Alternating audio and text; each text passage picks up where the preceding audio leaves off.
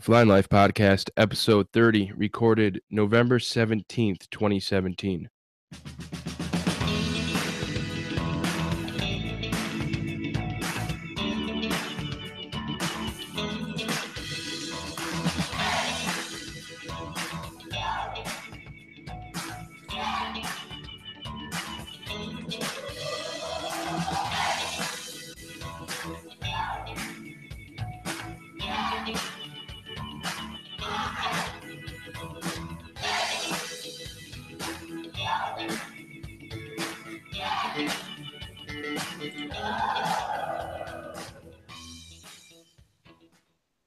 Welcome to the Flying Life Podcast, a podcast about just that, flying, aviation, and my life. I'm Dispatcher Mike, a dispatcher for a major airline based here in the United States. And joining me again on this podcast is Dispatcher Greg, another dispatcher for a different major airline in the U.S. Greg, welcome back. How's everything going? Hello. Everything's going good. It's a nice, cold, rainy day here in Chicago, and I'm on a day off, so it's a beautiful day. The Glad best to be with. shift. That's the best shift to work, the OFF shift. Yep, I and enjoy the OFF. it's not snowing yet, so but it will be soon. So Yeah, yeah. enjoying my Um, day off. so in this episode, we're going to talk about the in Icon A5 crash. We're going to talk a little bit about a volcano down in Mexico, near Mexico City. That's really long. I can't pronounce it, but we just call it Popo. Uh, changes to the fifth. Popocatépetl. What was that? Popocatépetl. Yeah, good for you. We just call it Popo at Acme. Uh, Proposed changes to the 1,500-hour rule. United's 747 farewell. And Greg found a link about the visualization of airflow around the nose landing gear of a Boeing 777, which is actually pretty cool. We'll talk a little bit about that. And for our topic, we're going to talk about thinking outside of the box when sending flight plans. You know, non-normal, non-routine operations and things like that. Things that dispatchers have to do to think outside of the box to get a flight to operate. And then life-wise, we'll talk. Greg will talk a little bit about finishing up international training, and do a little bit for me. We'll talk about annual on the airplane and the latest trip to Disney. So, without any further ado, let's move on to the news.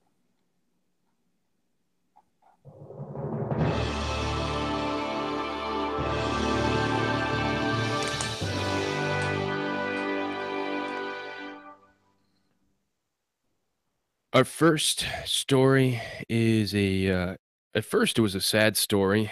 That's where I was where the first heard about it. Was a crash of an Icon A5 aircraft in Florida.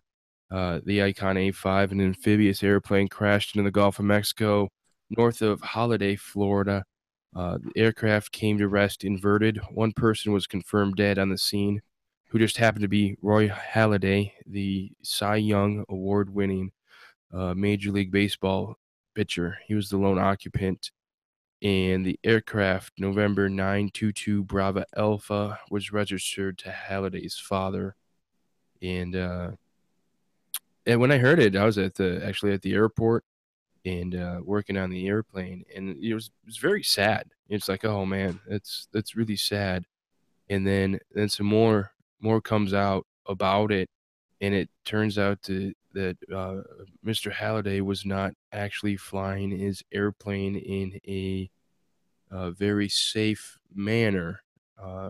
Some videos that some fishermen shot show the airplane doing about 45 to 60 degree banks, very low to the water. And we're talking very low. We're talking maybe 100 or 200 feet off the water.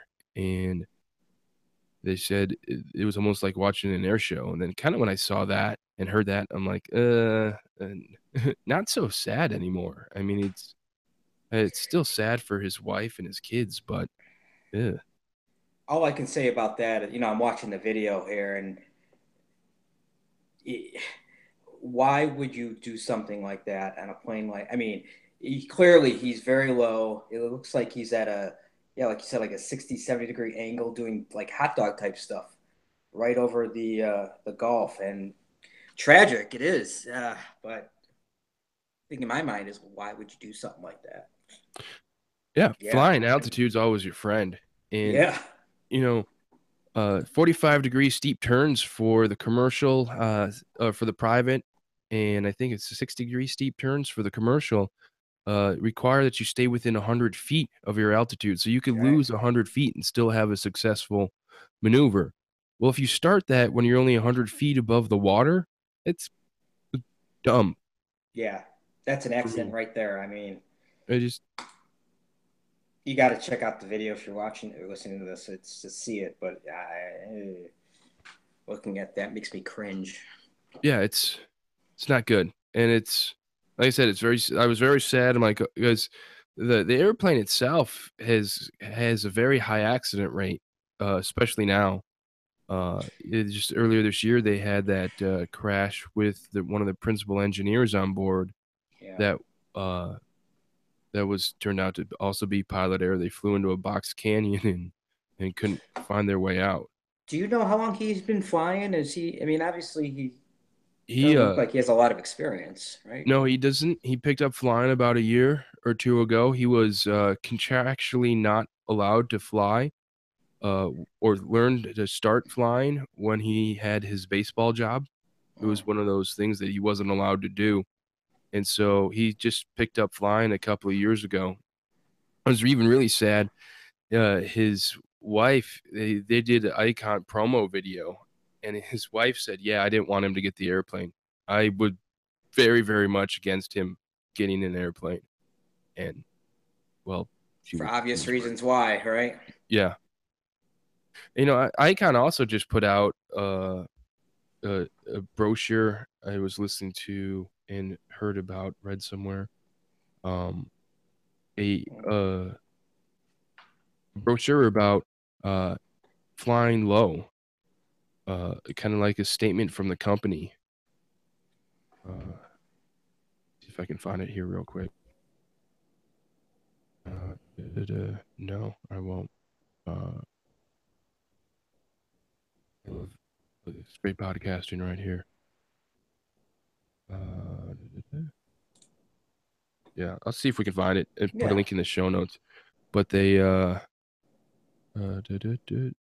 here, Icon Aircraft Low Flying Guidelines. They published this on October 17th, and this is from their CEO. Let me open up this PDF here. Oh, that just brings it to the thing. They have in here minimum safe altitude, Mm. flights over not congested areas, 500 feet AGL, and it kind of puts that in there. Low altitude, soft deck maneuvering, uh, puts it at, doesn't have their altitudes in there. Standard soft deck training qualifications, which is anything below 300 feet and below. And then for advanced people, it's 100 feet AGL. And So then they advanced. have Yeah.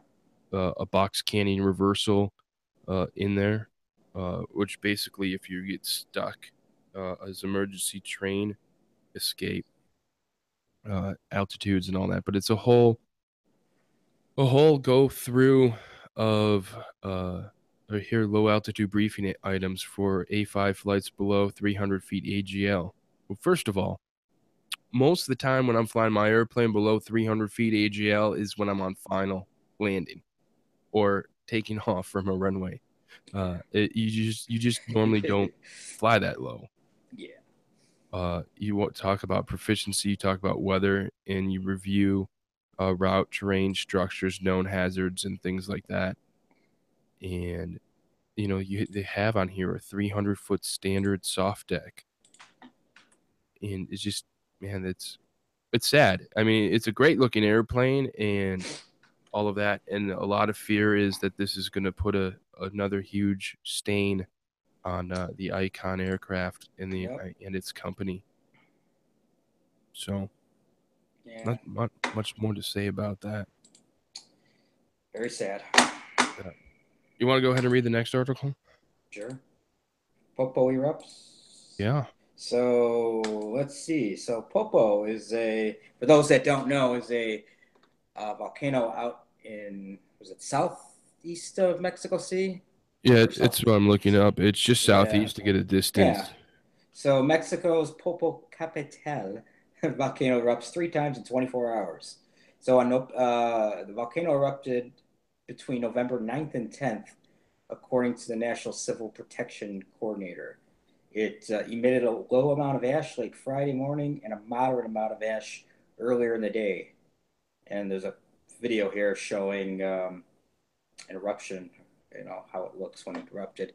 So this is very common out there, at least with my experience that flying out to Mexico City. It seems like, I don't want to say daily, but at a given week, I would say probably it erupts once or twice a week. Would you agree with that statement?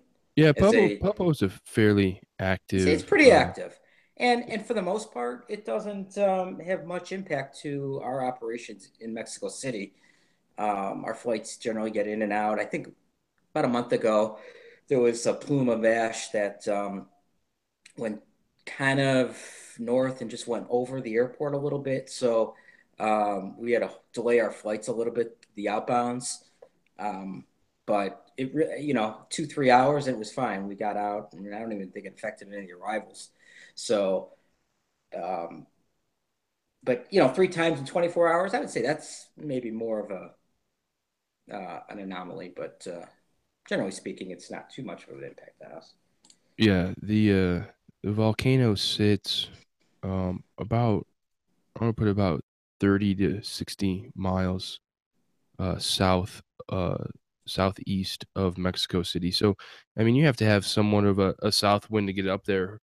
Yeah, But I do remember that we've had pictures of airplanes overnight covered in ash that need to be washed off before we can be serviceable. Another place that we usually have issues is down in San Salvador, in El Salvador, with oh, what's the name of the volcano down there? Tungrahua always goes off down that way as well, and that's another thing where it's not something as your dispatcher you plan for. You don't right. oh you don't plan for the volcano to go off, in your normal routine flying, but it is something that when you're operating in the Central and Central America, South America region, right around that Ring of Fire, that's something that you have to uh, definitely uh, definitely consider and go about. And So, maybe we'll Mike, do a whole nother episode on were you Ash. dispatching during the time over the Atlantic when up in was it Iceland or Greenland? Oh yeah, That yeah. I was dispatching. I was sitting there at work doing yeah. nothing. And how many yeah, because they canceled most of the operation going overseas, right, over the Atlantic because of Yeah, because Europe wouldn't let us land. yeah. Eurocontrol and the Europeans closed the airspace. We were talking about that last week in our training, and thankfully that doesn't happen very often. But and you're right, you can't plan for that kind of stuff. You got planes flying over there, you get an eruption. Well, what do you do? Well, Right, and let's add this into the notes to talk about thinking yeah, outside the box. yeah, There's some good stories I have about yeah, dealing with ash, yeah. Good. and well, for everyone who doesn't know, the reason why volcanic ash is such a big deal for us and airlines, and why we have to avoid it, is the ash going through the jet engine basically kills it. It turns it the ash melts, turns into glass basically, and then that stuffs up and overheats the engine, and then the engines will flame out.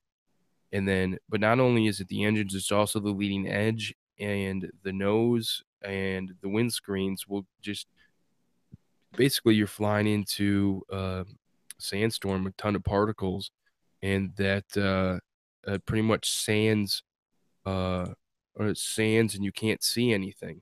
So that's why ash is so important. That's why we have to avoid it and all things about it. Yeah. So ash is not good, but we'll talk up. I got some stories about Cool. dealing with dealing with ash.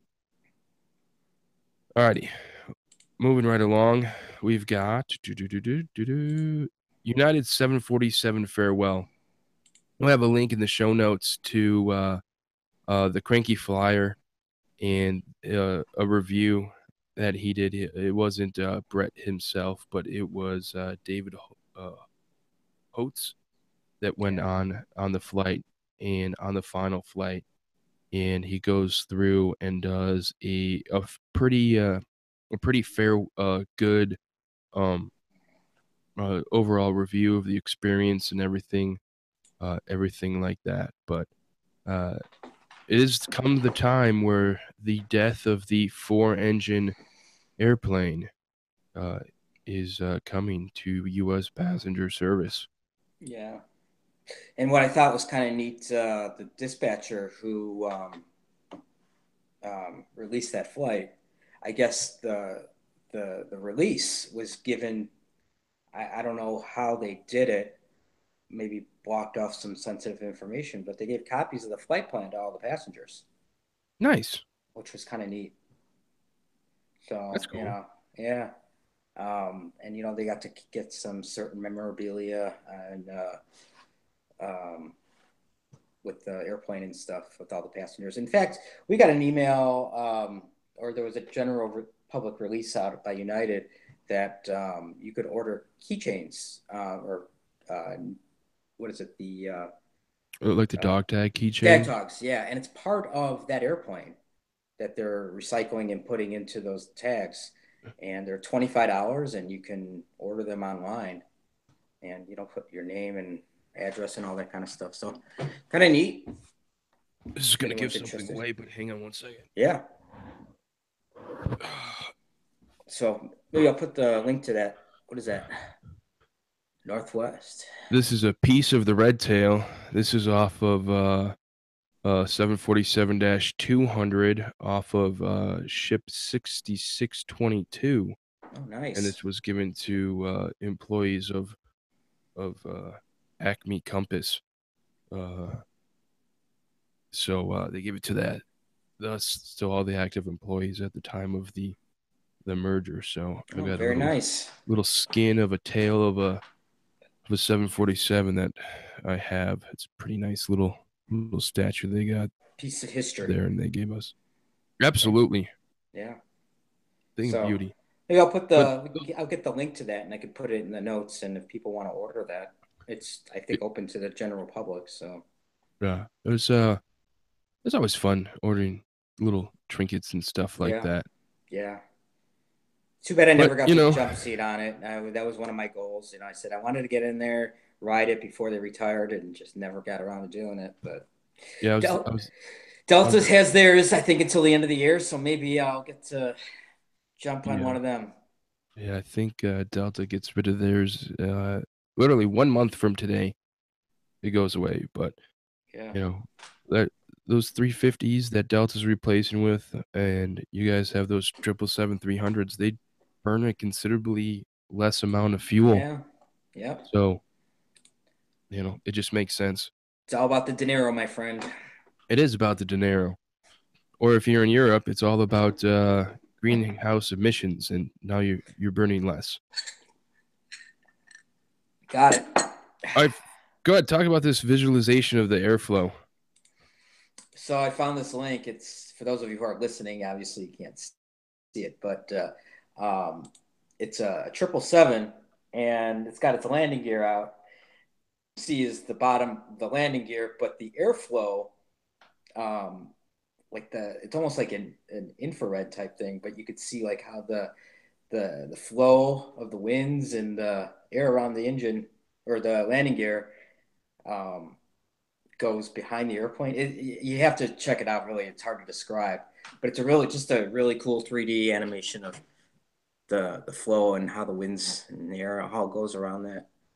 Yeah, it just 777. goes back to the fact that air is a fluid, Yep. and like anything like that, and basically it shows the ripples of the air and the eddy flows that come off of the gear, and the vortices that the front of the, like I'm just looking at the nose gear leading edge of the nose gear creates a vortice, and so do the landing lights, and so do the wheels, and Yeah. everything there creates its own little vortice, and this is how it goes and flows back. The beginning part of the video shows kind of how it even shows a little bit of the wing, and you can see how it even kind of wraps up towards the root of the wing there a little bit too, but pretty much goes straight back. So Yeah. really cool video. Check out the link in the show notes for that. It is Very cool. absolutely a very cool thing. So with that, without any furtherness, let's go ahead and start talking about thinking outside of the box when sending flight plans.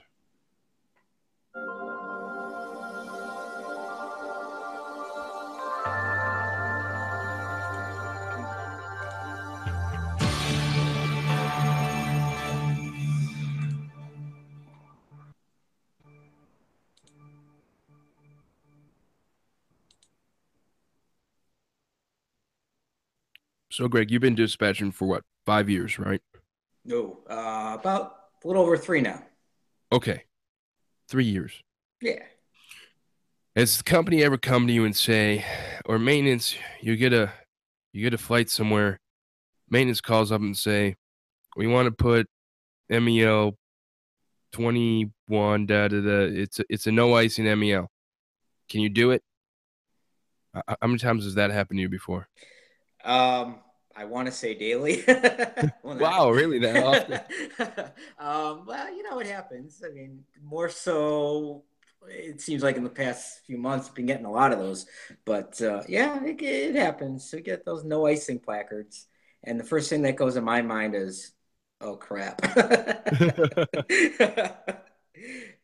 Are you sure you wanted to do that? We can't fix this, is my first thought. Oh, we want to defer it. Yeah, you know, and a lot of things. It's a lot of times. It's at least at Acme.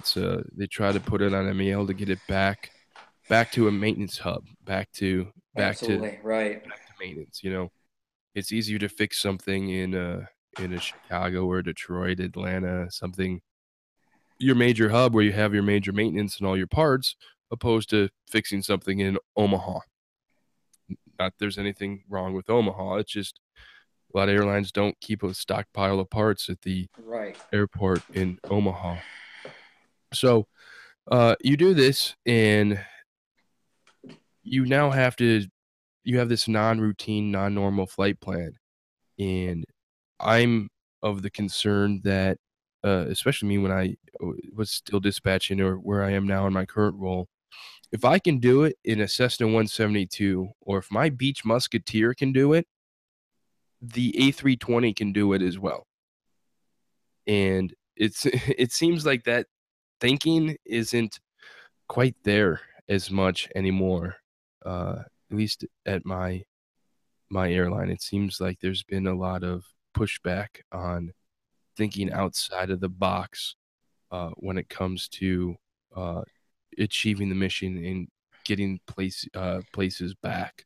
Right. And it's what I've noticed. It's all about, redundancy and, the pilots, whether they're willing to take it because the manual says you have to have X and you have to have Y. And it's like you think about it. Okay, if you send this, is it going to crash if you get into an icing condition? No. But because the manual says, oh, you can't fly in icing conditions, well, I guess we can't take it then. Yeah, I But mean, and really, what's the reality of it? and ice, there's a whole thing. You have no wing in the ice, and you fly in a cloud. Okay, flying in a cloud does not require, you have to have a cloud with a temperature below 0 degrees. And it comes to the point where even if it's below freezing, you can still fly through the cloud because you're going at 320 knots. Well, the temperature that the wing actually feels, the total air temperature is higher, is still above freezing, so you still won't get ice on there. And there's ways where you can still fly a flight. You might not be flying at 36,000 feet, but you still can still fly the flight and get to your destination, get the people to where they're going, and in all honesty, give them a better view of along the way, because now they're flying at 14,000 feet opposed to 36. But hey, Right. we're gonna get you there. Right. Well, so when we get these placards, my first thing is okay. And what a lot of people don't understand is even on a warm, humid summer day, there's still icing, right? So potentially, Somewhere, potentially, there's to, always a potential for ice. if you're flying into Chicago and it could be 80 degrees at the surface, but 14,000 feet up, it's raining. You got low clouds. You get a buildup of ice. So so when you get these placards, you got to look. Okay, what's the weather? Is there the potential for icing? Low level icing? The altitude of the icing? Basically, if there's any icing whatsoever, it's a no-go item. Right. You can't go. Absolutely. And I can't tell you how many times we've had a delay or unfortunately cancel a flight because there's a quote marginal risk of icing. And Right. it drives some of our managers nuts because they don't understand the whole policy and how icing is. So, well, there's no icing. It's 80 degrees out. How's there icing? Well, yeah, there's icing. It's 10 C or lower and void visible moisture. That's Yeah. the that's the And, policy. and that's the big one. I mean, there's two types of icing. We'll cover that real quick. 0C for structural icing, and that's ice that is anywhere that forms to this body of the airplane just by flying through a cloud. That's structural icing. And then there's what Greg just referred to as 10C and below. That's induction icing, and that is basically engine icing when air is sucked through the engine. The rapid acceleration of the air causes the temperature to drop, which then therefore could cause ice to form there. And so that's the induction icing. Induction icing is always the harder one to get a no ice clearance on, and that's the one I usually don't push back too hard on, because that one is hard uh, to avoid. But I mean, for me, that's structural icing, man. I mean, the me and the mouse, if it was IFR equipped, we could be flying in the clouds all year round and all of that. And it just seems like, oh, there's a rain shower, we can't fly. Really? I just flew through some rain the other day in my Musketeer, and I'm Mm-hmm. still here. Yeah.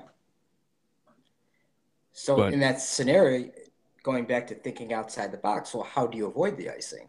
Well, you could either fly below the freezing level. That's one option, right? Depending upon yep, what that freezing level is. Um, sometimes you might have to fly 10,000 feet from Chicago to, well, I guess it wouldn't be out of Chicago because that aircraft would be refused. But if you're, right. But I out don't of think, out of but Omaha or out of some out of podunk city, Iowa or Des Moines to Chicago or whatever, yeah, you're gonna fly at a low altitude just to get from point A to point B. And what is that going to involve? Well, now you're going to need more gas because you're flying at a lower altitude. You're going to need to make sure you coordinate that with ATC that they can't climb above a certain altitude. Um, and getting the buy-in from the pilots to take that sometimes is a challenge. But you got to get the airplane back. You want to get it there safely. Obviously, that's your priority. But how do you complete that mission and keep the airline running? Well, sometimes you have to think outside the box and fly it low. yeah. There was it was my last year of dispatching before I went to the chief senior dispatcher level. I was working an MD-88 out of Pittsburgh down to Atlanta.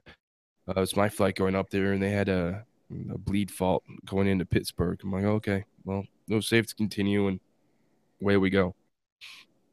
So I start looking up maintenance calls. Hey, we're going to need to put this on MAL in Pittsburgh. I'm like, I know. I'm looking at it. He goes, my guess is you're probably going to say no to a no icing. I'm like, nah, well, let me take a look at it. Take a look at it. And I think it was this time of year. It was either October or November, cooler. but not below freezing anywhere. And I start looking at the freezing level, and there's massive clouds all the way down, and maintenance can see like there's some like rain showers along the way. And I'm like, well, let me take a look at it. And basically, I get the freezing levels, and the freezing level was 14,000 feet. I'm like, well, see if this works. And plug 14,000 feet in the flight planning system, hit compute. I'm like, hey, we can do it, and we can carry everybody.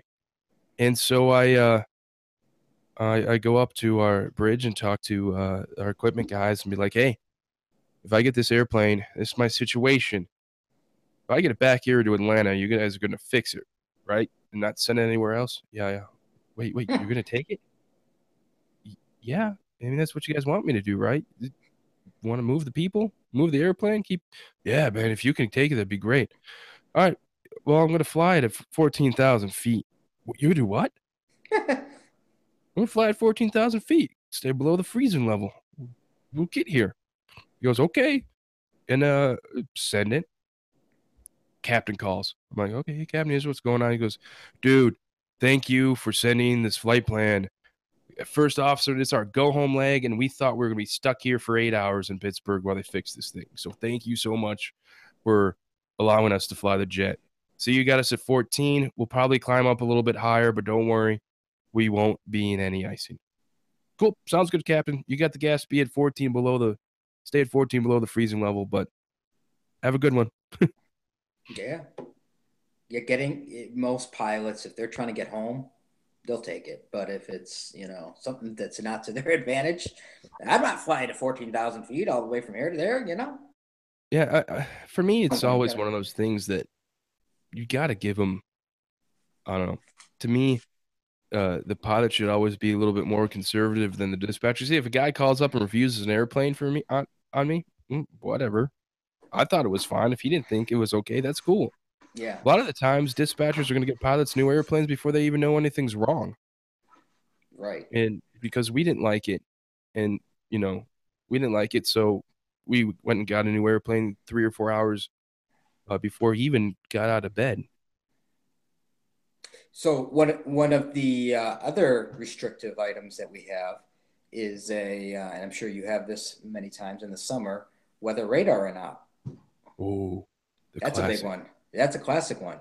So for those that don't know, pilots have weather radar in their cockpit, and that's their way of dodging storms, looking to see how high the tops are on individual cells, and they kind of gauge that when they're en route to, maybe deviate around a storm. Well, if that's inoperative, guess what? You're kind of flying blind. So one of the policies that we have, and I'm sure at Acme, is um, if your weather radar is in op, you cannot fly into known or forecasted thunderstorm. Or I think the placard actually says has to be flown in daytime VMC conditions. Oh, you guys If go all the way I'm, down to day VMC. yeah, I believe that it has to be daytime VMC to do weather radar and op. And this time of year, it's not a problem. You could fly it. But when you get thunderstorm season, you get a line of storms coming up north from, all the way up to North Dakota down to Texas or whatnot. Yeah. That's a dead airplane. And, Or you could, any time of the year between May and August in the southeast. oh yeah, that's a Those dead bad. airplane. Um, we've had it happen while they're actually flying. It wasn't placarded, but when they're en route, all of a sudden their weather radar isn't up. Well, now what? What do? We got a line of thunderstorms that are ahead of us. Well, guess what? You got to turn around and head back to somewhere where there's no thunderstorms. You can't plan for it, obviously, dying en route, but when you're sitting in Chicago and you're going to Denver and you've got that line of storms, well, how do you do that to complete the mission? Well, you can think about, okay, maybe if I plan them down south, or let's just say there's a hole over somewhere in Texas, it'd be a crazy route to get them there. If you had to complete the route, you could do that. But I've done it before. yeah, I mean, whether or not you're going to be able to carry all that fuel and the weight and everything, that's a different story. But For the most part, it's a dead airplane. You fix that item or you don't go. Generally speaking, you can't climb on top of those storms because the tops on those things are 35, 40,000 feet or maybe even Right. higher. Or what I'll do is I'll call our router and say, hey, Joe, you got to send the airplane east. It's not going west today. And usually the routers will kind of work around and try to find you a new airplane. But Right, yeah, and that's a big thing too. Like if you call up rescue equipment, like, hey, I can't take it here, but it can go that way. I yeah, mean, it can go south. It can go, it just can't go the direction that we got it pointing. It's got to go somewhere else. Oh, right. okay. Either If we're you give going to them an take option, you could do one of three things. You can cancel the flight because it ain't going west. You could delay it several hours when the thunderstorms dissipate, or you can find me a new airplane and we can go on time. What do you want to do? Oh, we'll yeah. find you a new airplane. Uh, So that's kind of the win all solution with that. But those are annoying placards. It's like, okay, sometime, and honest to God, I'll refuse the airplane, and then 10 minutes later, oh, it's fixed. oh, we fixed it. We fixed it. We replaced a panel. It took 10 minutes to swap out a part, and it's Right. fixed. We swapped Well, out the head. right, You can do that to so start. it took me refusing the airplane for you guys to actually fix the thing. Now, if it's in a non-hub and you're stuck in Omaha and you got to get that airplane to Chicago, you don't have another plane in Omaha, right? Generally So, speaking, no. okay, so how are you going to get that airplane to Chicago or Denver? Right. Well, that's where the real challenge comes. I don't know. You're not going to Denver. You're not going to go to Chicago because that line is parked right in the middle. We're going to just have to wait it out, or see if we can ferry you in a new plane. Right? Yep. That's those are you're very limited when you're in a non-hub as to how you're going to fix that airplane or get that plane from point A to point B. You can't fly low. Low isn't going to fix it. High No. isn't going to fix it. Nope. So I'm so And I'm so I'm sitting here reading I pulled up the Airbus MEL, and for us, it says maybe inoperative provided this is the weather radar system.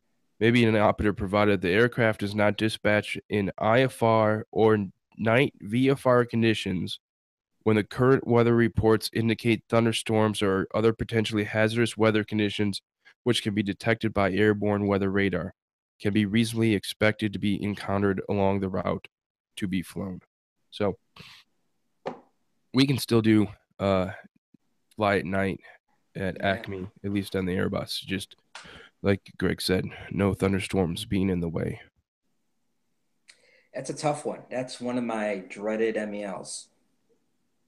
Have you had to we were talking about volcanic ash earlier. Have you had any volcanic ash issues No, I before? mean, we just started flying or being able to dispatch to Mexico City using the OpSpec just about a year ago.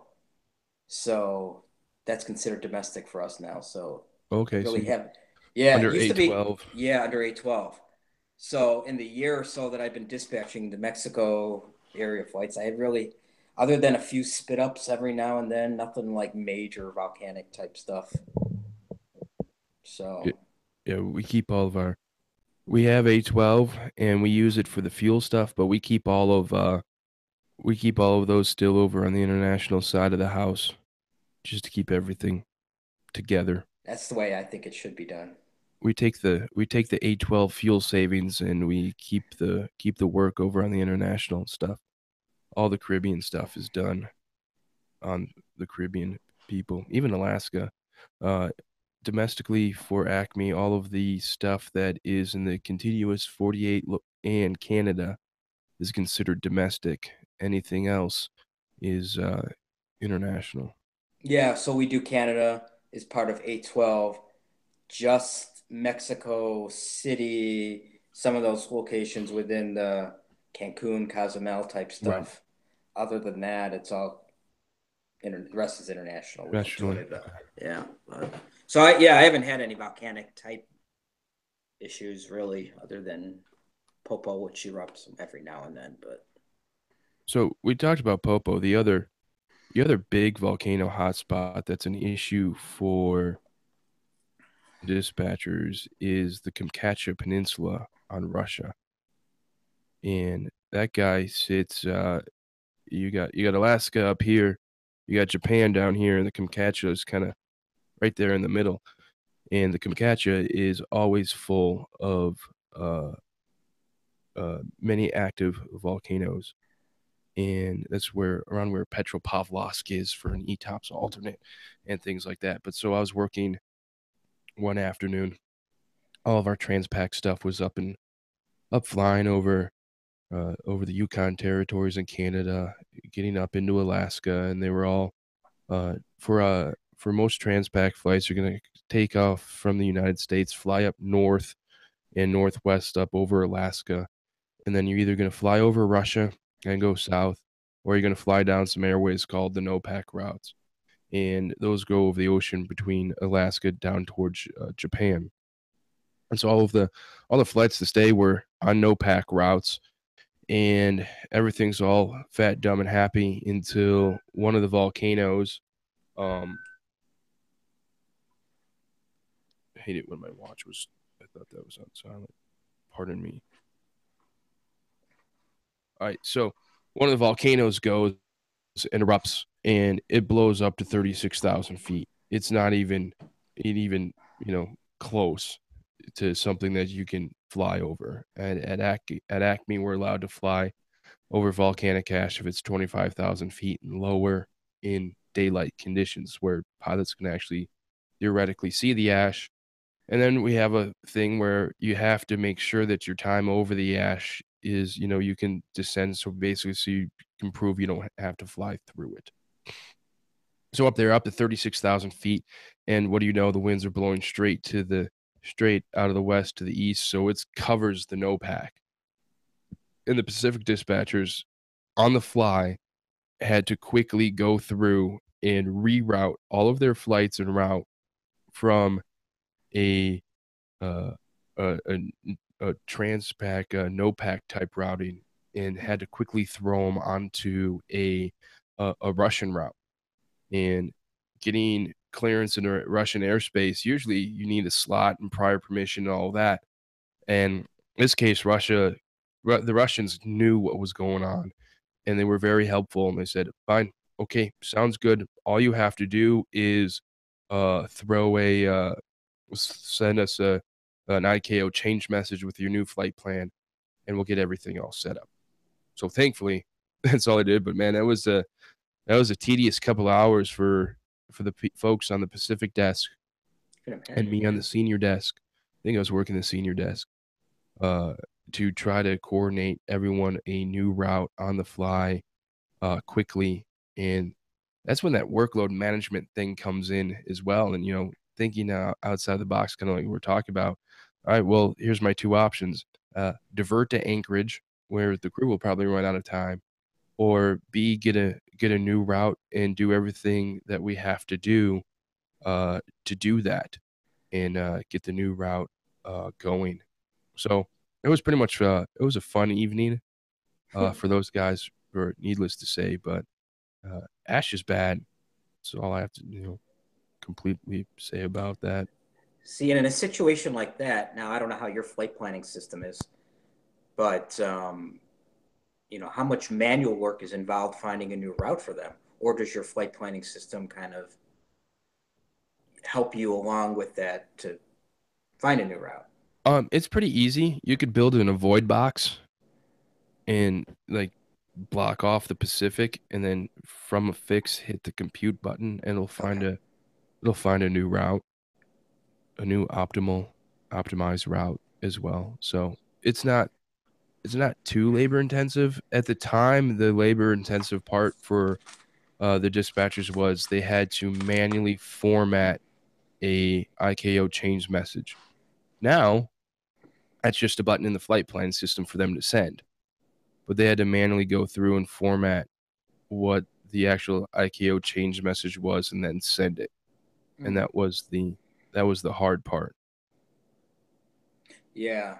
I'm thinking in my mind, if I were in that situation and I had to, quickly on the fly and redo all routes, using our flight planning system, it's not very user friendly. And I'm thinking, geez, I'd probably have to bust out one of these paper charts Open it up. Okay, what route can I avoid?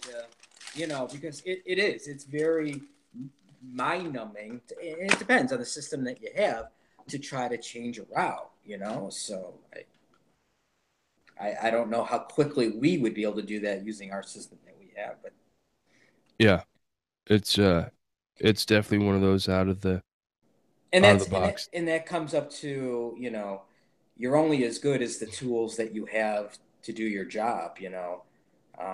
When you're trying to think outside the box, I think of some MELs where you can't fly in certain airspace, even domestically. You can't fly.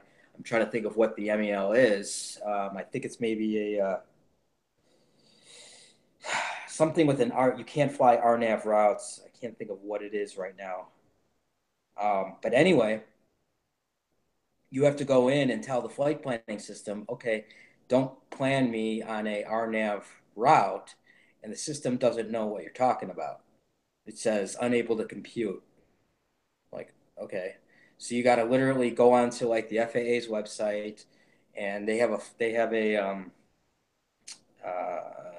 on the FAA you could put in your origin, your destination, and say I don't want RNAV, and it'll come together with a string, and you can try using that route and plug it into your flight planning system and see if it works. Um, and it's time consuming. It's not something like you can just do in 5 minutes. Um, have you ever had a situation like that? Can't Oh fly yeah, RNAV, it's RNP, or whatever? yeah, we've done it, but for us it's just checking a box in the flight planning system Yeah, no, I don't to think use our no system. non-RNAV. And I can't think of what that MEL is now. It's on the tip of my tongue, and I forgot what I it know, and a was. lot of times, like if the nav database is expired, Maybe that's what it is. which has to be updated every 56 days, but sometimes maintenance, knows this has happened, but doesn't quite get to all the airplanes. Shocking.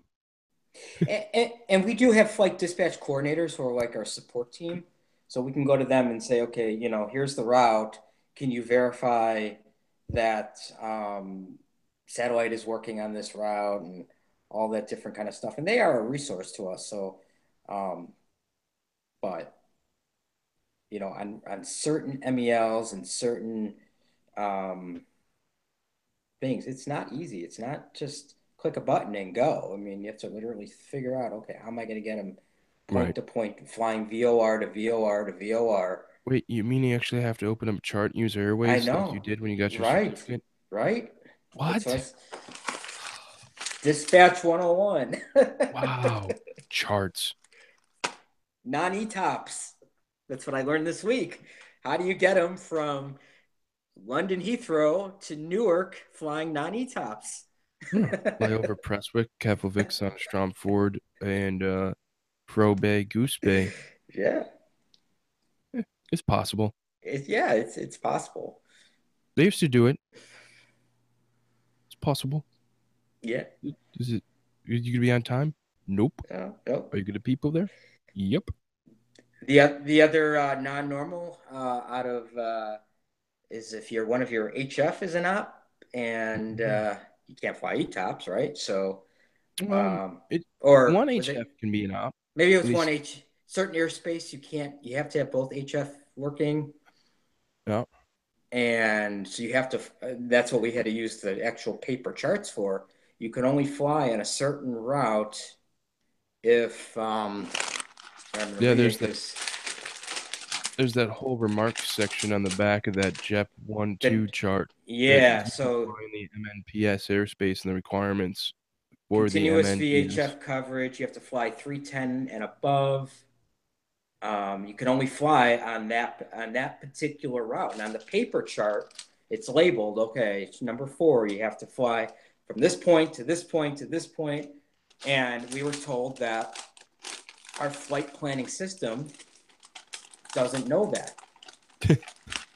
So if you've got that MEL, you're in Frankfurt and you're getting to wherever in the United States, you got to fly that route and you got to build it piecemeal from this point to this point to this point. and then you could have it optimized once you get into, you know, Canada or whatever to get to your destination. But Sounds like you guys need a new flight planning system. you know, we do. I mean, it's Same. great on certain things. It looks good. I mean, from what we've told, fuel burn is very good on this system. You know, it saves the money, company money, and optimization. And in a non-normal, in a perfect world situation where everything's working, it's a beautiful system. It's rosy. It saves money. But when you got these non-normals and you've got to go in and customize routes or avoid airspace, or if you got certain MELs, it's not user friendly at all. Or if you, one of our biggest frustrations, and I don't know if it's you guys, but you got a jet en route somewhere and he gets a reroute. Well, it's not as easy as just clicking, okay, here's this new route, plug it in. You have to get a position report into the system. Well, okay, that seems easy enough. Well, you have to wait 5, 6 minutes before, you're literally sending a message from your computer to the airplane, pinging his FMS, saying, "Where are you?" That message has to come back to our system. That's not the long part. The long part then is, okay, now it has to go from our system into Sabre, which Oh, is all the way in Vienna, Austria, yeah. right? Well, you said the Has to S word. I mean, I figured out the problem. You said the S word. Right. So it has to go to Vienna. You have to wait for their system to update the position report. Then it's got to come back to your system. It could be 6, 7 minutes before it updates Sabre with their position report. By then, they've already flown, how many miles off the position report. So to do a reroute could take up to 10 minutes. And if a pilot's saying, "What's my burn? Where am I? What do I need?" Yeah, Hold on, for Captain. us, I mean, we can literally get their actual lat long from a crew, or hey, what's your projected fuel over your first? You can build a route from pretty much any point in space to the destination and plug in their new route and get them numbers pretty quickly. Or even off of their last position report, you just start from there and build it and break it off. And our system is very user friendly, Mm-hmm. That's or what, as yeah. Captain Jeff says in the chat room. Acme is like flying the Airbus. Just push a button. Is Maybe. Captain Jeff there? He's Yeah, it's there. Captain Jeff's in the chat room. Yeah. So So, I think it's yeah. pretty much going to cover outside of the box thinking when doing it. You know, it's a different thing. There's a lot of stuff that goes on behind the scenes to actually try to get people in your flight uh going. And there's ways to do it and there's ways to not do it, but it's our job to make sure that we try to get it done. If we can't, we say no, and then we tell maintenance they have to fix it. But, you know, Yeah, that's why they I pay us agree. the big bucks. Especially you senior people. Hey, we spend more time at the top of the scale than at the bottom of the scale. You too, friend, will be there soon. Yeah, getting there. Yeah. So, all right, I'm gonna hit this button over here. We'll talk about what's going on life wise.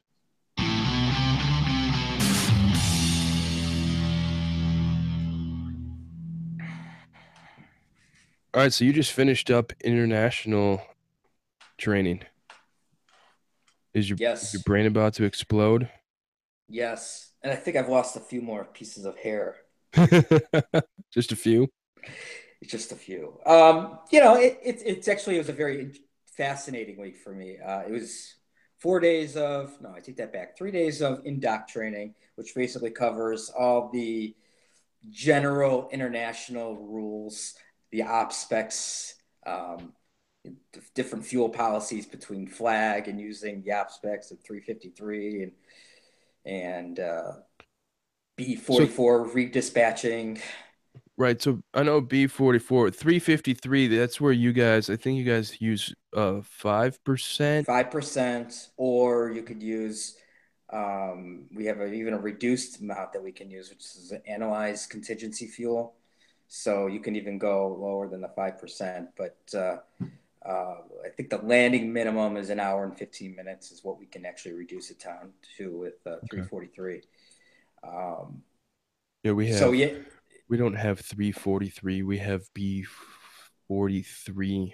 When these acronyms, these A's, these B's are all part of the operation specifications, which are just numbers of the FAA's exemptions to the federal aviation regulations that they allow us to do. And Yeah. in this case, this one is allowing us to reduce the international contingency fuel to either, in our case at Acme, a B43 is you're carrying your international reserve fuel is 10% of your class 2 airspace.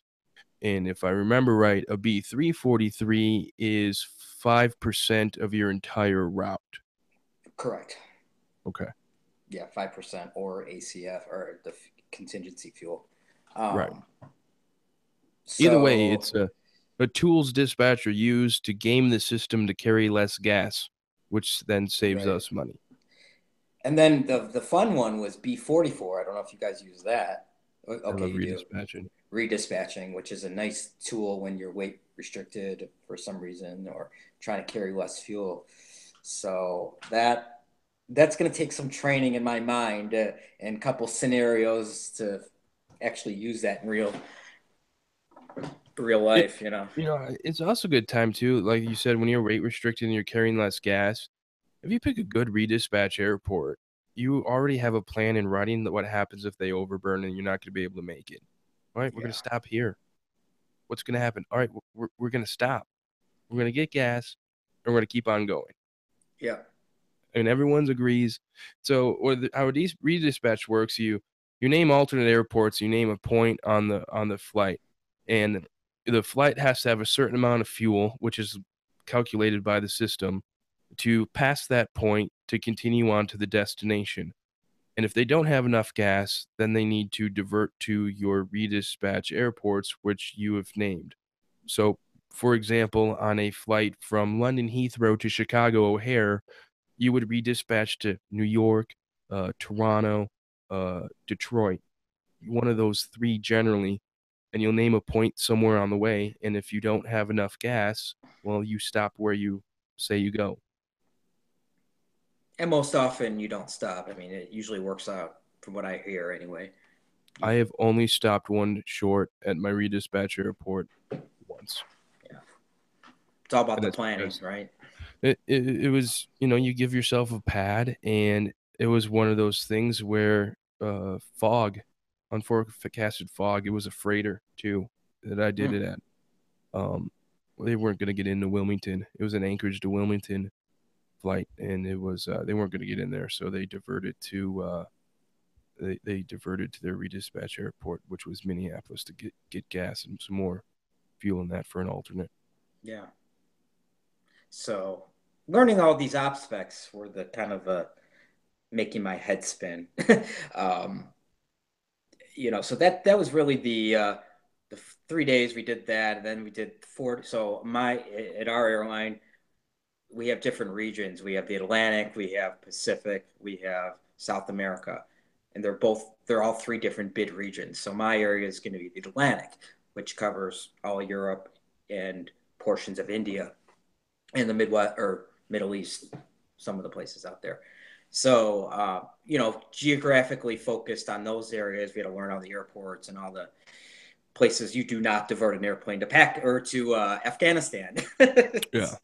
Yeah, unless the airplane's on fire, you don't land there. Learning the political areas out there, and I'm geographically challenged. Um, they gave us this blank map, and for those of you who aren't watching, you had to label all the airports that we fly to, and not Nice. just their ICAO code, but their IATA IATA code, code. or both, vice versa. Nice. And I don't know any of them, so I'm struggling to learn all the, what do we fly to in, India, and learning all those codes. It's funny because it wasn't until I actually started dispatching that I knew where all 50 U.S. states were, and I'm like, no one told me I had to know geography for this job. Yeah, geography is very important as a dispatcher. You'll learn that quickly. Hey, I was being Uh, a little facetious there, but it's true. It's like, okay, I'm trying to learn all these countries and where they're all at. So anyway, we're done with the classroom portion now, and the next part I have to go through sim training, 3 days, and it's basically me with a trainer, and it's scenario after scenario after scenario. You're flying over the Atlantic, you lose an engine. What do you do? So you got your flight planning system. You got to manipulate the flight planning system, how to get them to their alternate. Um, it's basically hands-on flight planning and learning all the different scenarios. So you do that with active flights that are flying, or No, I've no, never seen a dispatch simulator before. We don't no. have those. It's just okay. You're with your instructor, and he's like, okay, you got a flight. Plan this flight from London to Chicago. Okay, you plan it. Okay, it's airborne now. You lost an engine. What do you do? And you got to go Okay, step by step. What do you do? gotcha. Okay, so that's basically what the three. You get 3 days of that, then a month long of Desk training. OG desk training, and then a line check. And if you're worthy, they'll sign you off, and then you're released to the real world. And I'm going to be a relief guy in the Atlantic, so I'll still be working domestic probably about 95% of the time. But when there's a hole in the schedule and they need someone to cover Atlantic, I'm the whipping boy. Okay, Greg, you're going to go work midnights Atlantic tonight, or afternoons tomorrow, or whatever the schedule Right. is. Uh, So that's kind of, if you don't do it all the time, you're going to lose those skills. So I'm hoping they keep me at Atlantic for a while just to kind of keep my skills up and doing that and stuff learning. and learning. So, and on top of that, I got my annual line check Sunday. So that's an 8 hour day of, Ouch. yes, of 2.5 hours on the desk. You're sitting with an LCA, watching everything you do. They're asking you questions. You're done with that. Then it's 6 hours in the back office of going through every manual, and they ask you question after question after question. You have scenarios thrown at you. So studying, I spent better part of yesterday studying for my line check. Uh, so yeah, it's been a very busy week and a half just studying Man, your manuals, old and line checks stink. it's brutal. It's a full 8 hour day, and it's a full. I mean, people call it the. This is a family show, so I got to be correct, but it's compared to a root canal, Huh. Hmm. it's bad. And every year it's a different instructor or LCA, and some LCAs are more stricter than others Yeah. in terms of how they test and what they're looking for. So there's not a whole lot of consistency with this year, because I not only do I get to sit with an LCA, but I get to have a manager there too, because the manager is checking the Checking LCA, checking the checker. checking the checker. So I get to have two people that I get to go over all this stuff with. Nice. So That'll be fun. yeah, so that's been my life the last couple weeks, studying international school. Haven't had much fun to do. It's That, winter here in Chicago almost, so hey, that it's sucks fun. for you. I mean, Yeah, yeah. and you get to go to Disney. Why don't you tell us about that? Well, well, first I went up to uh, since the last podcast. There's major things I want to talk about. We took the airplane apart. It was annual inspection time.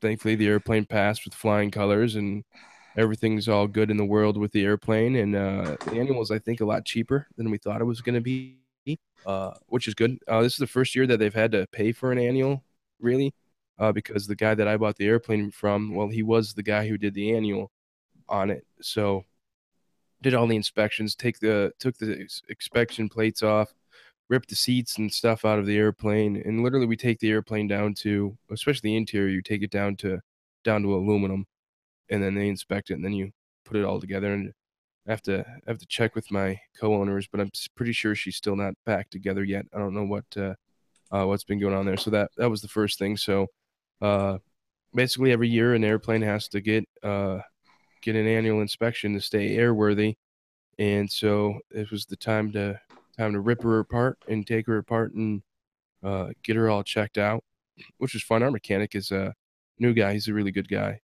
So it was a lot of fun, and I was like being there for the annual inspection, not to watch the guy work or anything like that, but basically to learn more about the airplane. and learn more about stuff about it. And then our mechanic this time was really cool when I asked him like, so how do you do a compression check? What is that? And a compression check is where they check each cylinder uh, on how much compression. He's like, oh, well, let me show you. I've done them already, but let me show you. And when he did that, I'm like, oh, that's cool. And he goes, so when you're doing these, you got to make sure you really hold the prop, because otherwise it'll chop your head off. I'm like, what? Yeah. Really? And he's holding the prop, and we're putting air in the cylinder, and it's checking out fine. And he goes, here, feel the prop. Then I put my hand on it. He's like, hold it tight. It's going to jump on you. So I put some pressure on it, but holy cow, he's not kidding. When you pressurize a cylinder, you understands that what makes the prop go. Holy cow. I mean, that's something that I learned. Yeah, right. And it kind of all the things like that. So it's kind of cool when you understand a little bit more about your airplane. You learn a little bit more about flying, and you can, then hopefully go on and teach it better. So we did that. And then flew up to Chicago for the Bears game. That was last week, Sunday. I was a little under the weather, but still went up there anyway. And going up there for the game probably continued my under the weatherness for some days to follow. And Let me it was, let me ask you, how bad did you freeze out here? uh, you know, I I am from Chicago originally, Yeah, so I it wasn't know. too bad. But boy, man, when you live in the South for 8 years, I'm sitting there. I was at one point I start shivering, and my friend goes, "Are you okay?" I'm like, "Dude, it's freaking cold." He's like, "This is nothing yet." Yeah, and No, they but lost on top of it. I had 2 layers on, 2 layers on my legs, pairs of socks. So I had a t-shirt, a long sleeve shirt, a hoodie, and then my jacket on top, and then a hat, and then he had a poncho. So we had ponchos on as well to stay dry. But by the end of the game, and it was 38 degrees and raining, and by the end of the game, I was just soaked. My feet were wet and my feet were cold. My gloves were wet, so finally I just took them off when we started walking uh, back to the car.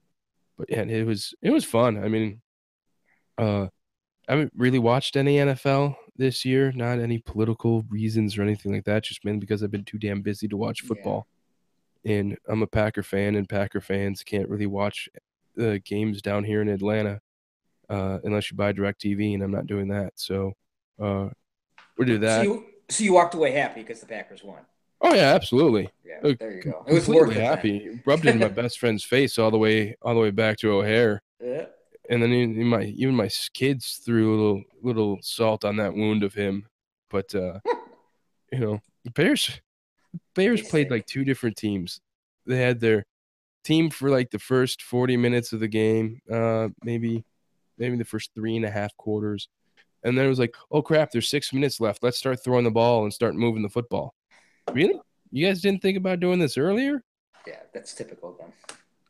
So, and then got home. So, I needed to get up there Sunday morning, and I needed to get back Sunday night because on Monday we were leaving for Disney.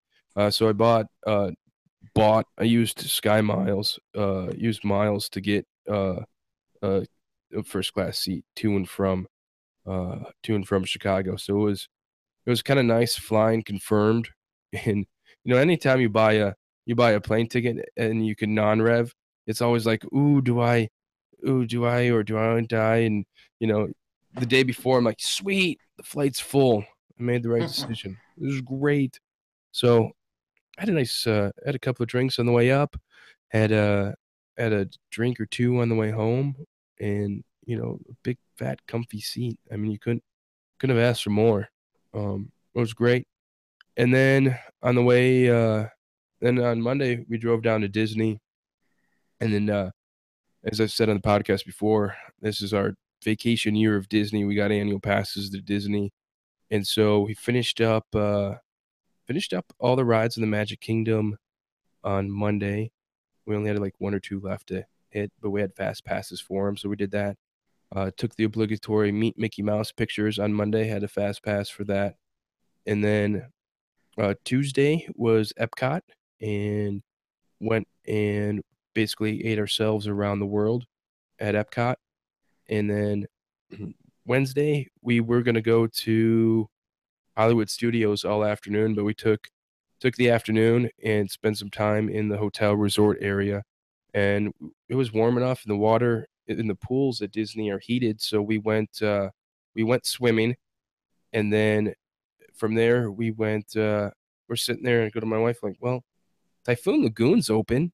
And like, it seems nice. The water here's nice. Let's go to Typhoon Lagoon, which is one of the other water parks. And so we went to the water park and water was heated. Water was great. Um, even the water for the water slides was heated. The only bad thing was getting out of one pool and getting to the other pool. I mean, it was a little chilly, a little windy, but we didn't die. The baby was sitting there shivering and kind of turning blue, but she wasn't crying. So, uh, Do, do they keep those water parks open all year? yeah, They do. they Oh, do. wow. They don't keep both. So like one of them's closed. Blizzard Beach is closed right now for refurbishment. So they close one and refurbish it, and then when that one reopens, they'll close the other one. So basically, they go down to one water park for the off season. Okay. But it was great. There's no one Yeah. there. You Yeah. walk up a water slide, slide down, turn around and go do it again. And the longest part of the water slides was climbing up the stairs and all that to go back down and do it. We didn't have to wait for a single ride really most of the time we were at the water park, which was I guess a great way to do it. And it was, 81 degrees, so it wasn't exactly freezing. It was Perfect. just a little windy. So Yeah. other than that, I go back to work. And I got a couple more days off. I go back to work and then yeah. So that's pretty Sounds much like it fun. life-wise Yeah. for me. Busy.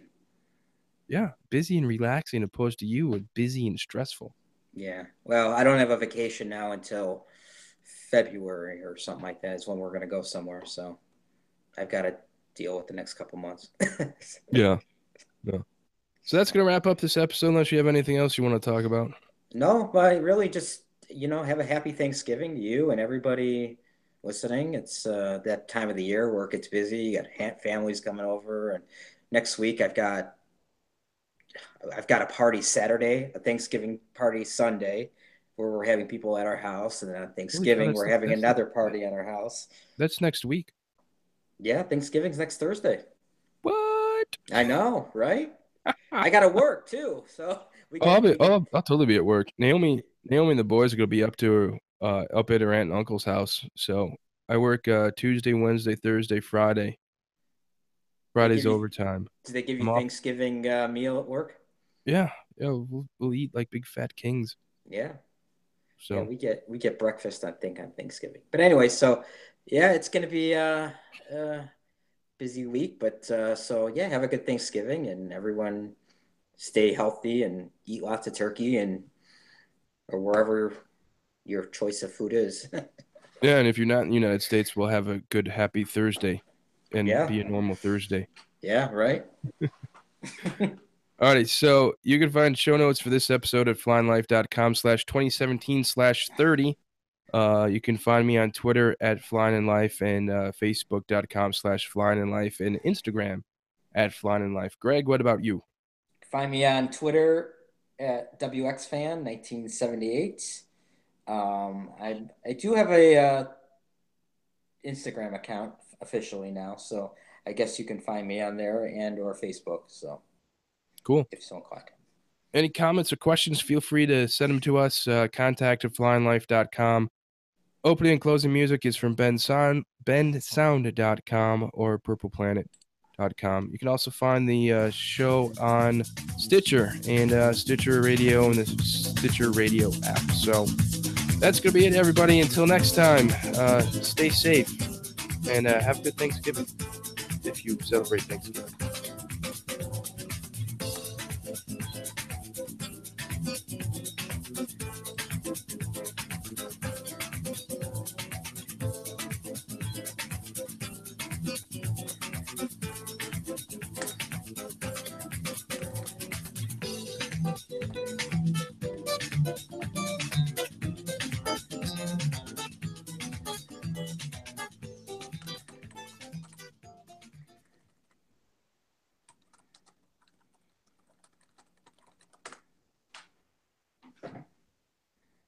Woohoo! Woo! Yay. Jeff said, get just as I need to get an ATR 2100. Yeah. My wife has to approve it in the budget. No, I keep saying I'm going to buy one, and I've got to do it just to Yeah, I mean, sound works good. get. Your sound works good. Yeah. Well, I'm using Uh, my iPad too because I think it sounds better on the iPad than on my on the actual. computer now, no, it worked great. So for now, that's kind of like my temporary. And I'm redoing my office downstairs. So I'm trying to once I get my office established, I'll actually have room and I'll have a area where I can put everything. Right now, it's kind of piecemeal. I'm using my kitchen table as a temporary sound Sound. studio. Yeah. So, So, but all right, well, I gotta go make sure the kid's still alive and then okay. Well, play have a some happy Minecraft Thanksgiving, with man, them. and we'll talk later in the week and all that Yeah, kind of stuff. absolutely. Stay warm. Yeah, I will. It's All right. fall in Atlanta. All right. Good Later, luck man. with up that. See ya. Hey, thanks. Bye.